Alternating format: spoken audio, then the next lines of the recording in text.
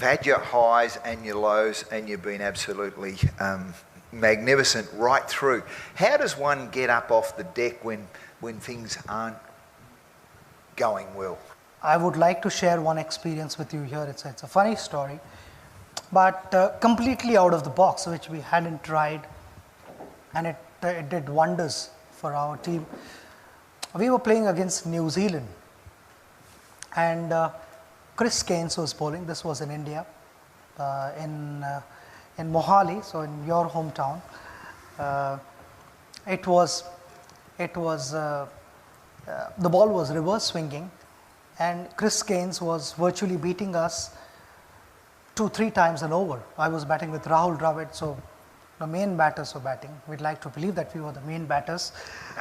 And we were getting beaten, and we were sort of clueless because we couldn't see the shine.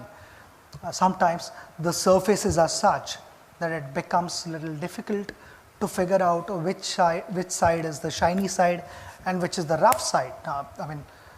I expect all you guys to know what reverse swing is. Reverse swing is wherever the shiny side is, the ball starts to go in that direction. Even if the bowler wants the ball to go in the opposite direction, it will not go because of the imbalance and the surface of the ball. So Chris had started doing that, and I met with Rahul in the middle of the wicket, in the middle of the over. I said, I've got an idea. And he said, do you want to share it now or after the over? I said, I'll share with you after the over, but it can work. So Rahul said, okay, tell me now, what is your idea? I said to Rahul, I am closer to the bowler, and when he's walking back on the run-up, I need to stand here. When he's walking back onto his run-up, I would be watching him closely, and I'd be watching the ball. Which side is the shiny side and which side is the rough side? So Rahul said, then what happens after that?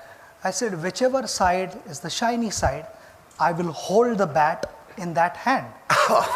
If he's going to bowl an outswinger, the bat is going to be in my left hand. If he's bowling in swinger, the bat is in my right hand at the non-striker's end.